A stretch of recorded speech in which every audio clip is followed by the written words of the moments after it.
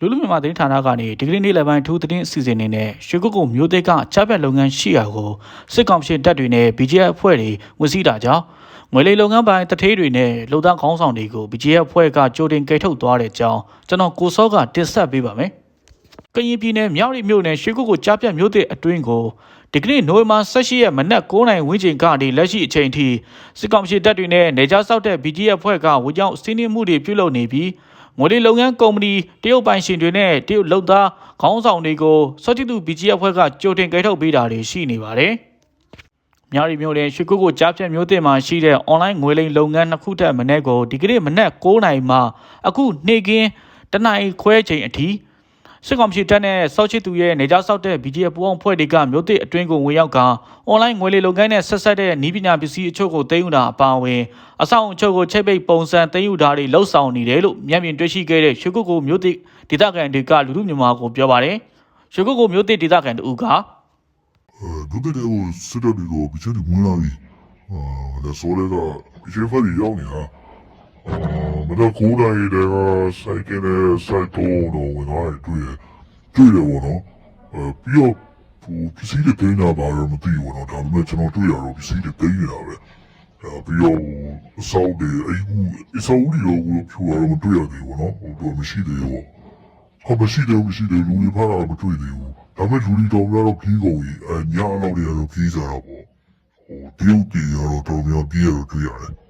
်အဲ့ဒီလိုစစ်ကောင်စီတပ်တွေနဲ့ BGF ပူးပေါင်းဖွဲ့တွေဝင်ရောက်မှာကြိုတင်သိရှိထားမှုတွေနဲ့ရွှေကုတ်ကုမြို့သစ်ကိုဖြိုခွင်းမယ်လို့ BGF အဖွဲ့ကသတင်းထုတ်ပြန်တာရှိနေခဲ့တဲ့အတွက် online ကာစီနိုနဲ့ကြားဖြတ်ငွေလုပ်ငန်းတွေဖြင့်ဆက်ဆက်နေတဲ့တရုတ်နိုင်ငံသားကုမ္ပဏီပိုင်ရှင်တွေနဲ့တရုတ်လုပ်သားခေါင်းဆောင်တွေကိုနိုဝင်ဘာ18ရက်ည10:00နာရီခွဲမှာဒီနေ့နိုဝင်ဘာ18ရက်နေ့လယ်တနာရီကျော်ချိန်ထိ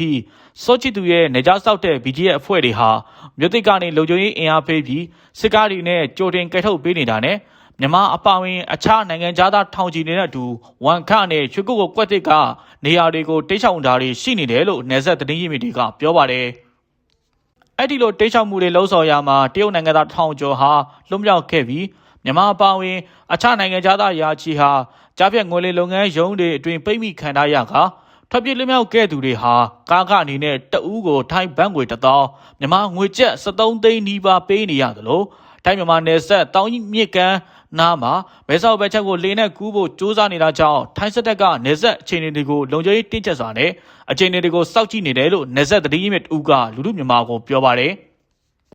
တရုတ်လူမျိုးကြီးတော့ကားတွေနဲ့တေလုံးနေတွေ့နေရတယ်မျိုးဝင်တော်ဒီမှာဂျာပန်ကသူတွေဖတ်ပြီးနေတွေ့ရတယ်နောက်ပြီးတော့BGFတွေလည်းဒီသူတို့ကားတွေနဲ့ဝင်ချနေတာပေါ့နော်ခုချီကိုတွေ့နေရတယ်နောက်ပြီးတော့မြန်မာစစ်တပ်တွေကိုတော့ခုတော့မတွေ့ရသေးဘူးပေါ့နော်သူတို့ထဲမှာရှိနေပဲလို့ယူဆရတယ်ပေါ့အခုချိန်ကြီးရောဒီသူပြောရစောင်းရင်သိတာလို့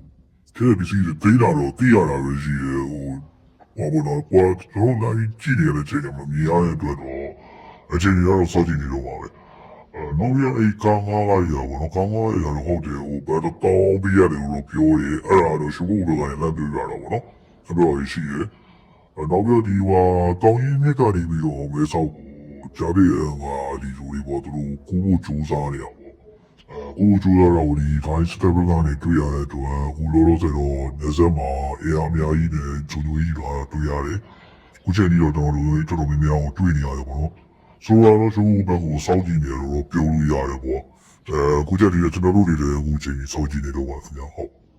်ရွှေကုတ်မြို့တရှိကာစီနိုလောင်းကစားနဲ့ကြားပြတ်အွန်လိုင်းငွေလိမ်လုပ်ငန်းတွေကိုနိုဝင်ဘာ16ရက်နေ့ကစပြီးဖြိုခွင်းသွားမယ်လို့ BGF အဖွဲ့ဒုခေါင်းဆောင်နိုင်မော်စောကပြည်ပသတင်းမီဒီယာတွေကိုပြောဆိုခဲ့တဲ့အတွက်မြို့သစ်တွင်းရှိကြားပြတ်ငွေလိမ်ကုမ္ပဏီပိုင်တရုတ်တထေးတွေကြောက်လန့်ကထွက်ပြေးဖို့ကြိုးစားရမှအခုလိုအခြေအနေထိဖြစ်ပေါ်ခဲ့တာလို့နယ်စပ်သတင်းရင်းမြစ်တွေကဆိုပါတယ်။ရွှေကုတ်မြို့သစ်ကိုစစ်ကောင်စီတပ်ကဝင်ရောက်စီးနင်းလှုပ်ဆောင်နေပြီမဲ့မြို့သစ်ပူးတဲ့ထူထောင်သူ BGF ခေါင်းဆောင်စောချစ်သူကတော့လူမျိုးကင်းကနေပျောက်ကွယ်နေပြီးဒုကောင်ဆောင်နိုင်မော်စောကိုသာမြို့သစ်တွင်းမှာလက်ရှိချိန်ထိသွားလာတာတွေတွေ့ရှိနေရတယ်လို့နယ်စပ်စီးရေးသတင်းရင်းမြစ်တွေကပြောပါတယ်။အာနာသိန်းစေအုပ်စုခေါင်းဆောင်ဗိုလ်ချုပ်မှုကြီးမင်းအောင်လှိုင်ကတော့နိုဝင်ဘာ15ရက်ဖအံမြို့စစ်တပ်ထောက်ခံသူတွေနဲ့တွေ့ဆုံပွဲမှာမဲထော်တလေးကီကီဘတ်ကြားဖြတ်ငွေလိမ်လုပ်ငန်းတွေကိုသာဖြိုချဖျက်ဆီးသွားမှာဖြစ်ပြီးရွှေကုတ်ကုမြို့သစ်ကိစ္စကုန်မှုတစုံတရာပြောဆိုခဲ့တာမရှိဘူးလို့ဝါဒပြသတင်းမီဒီယာတွေမှာဖော်ပြထားပါတယ်။ ရွှေကိုထူထောင်သူရှက်ကြီးကျန်းကိုကြားဖြတ်ငွေလိမ်မှုတွေအပါအဝင်နိုင်ငံတကာရာဇဝတ်မှုတွေဖြင့်ထိုင်းနိုင်ငံဆိုရကတရုတ်နိုင်ငံကိုနိုဝင်ဘာလ12ရက်နေ့မှာလွှဲပြောင်းလိုက်သလိုအမေရိကန်ကလည်းကြားဖြတ်လုပ်ငန်းတွေကိုကာကွယ်ပေးနေတဲ့ DKBA တပ်ဖွဲ့နဲ့ခေါင်းဆောင်၄ဦးကိုနိုဝင်ဘာ15ရက်မှာစီးပွားရေးတန်ခတ်ပိတ်ဆို့ပြီးကြားဖြတ်တိုက်ဖျက်ရေးအထူးတပ်ဖွဲ့ကိုဖွဲ့စည်းကြောင်းသတင်းထုတ်ပြန်ထားပါတယ်။